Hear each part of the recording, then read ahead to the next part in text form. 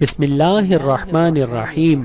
السلام علیکم ورحمۃ اللہ وبرکاتہ۔ حضرت ام کلثوم رضی اللہ تعالی عنہا بنت سہیل کا قبول اسلام۔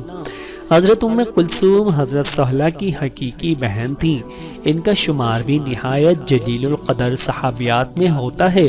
بعثت نبوی کے بالکل ابتدائی زمانے میں شرف اسلام سے مشرف ہوئی۔ ان کی شادی حضرت ابو صبرہ جو کہ حضور صلی اللہ علیہ وآلہ وسلم کی پھوپھی برہ بنت عبد المطلب کے فرزند سے ہوئی۔ انہیں بھی سابقین اولین کی مقدس جماعت کا ایک معزز رکن ہونے کا شرف حاصل ہے۔ حبشہ کی دوسری ہجرت میں اپنے شوہر حضرت ابو صبرہ کے ساتھ حبش چلی گئیں۔ تقریباً 6-7 سال تک غریب الوطنی کی مصیبتیں جھیلنے کے بعد دونوں میاں بیوی حضور کی مدینہ ہجرت کرنے سے پہلے مکہ واپس آ گئے اور پھر حضور صلی اللہ علیہ وآلہ وسلم کا حکم پا کر ہجرت مدینہ کی سعادت حاصل کی۔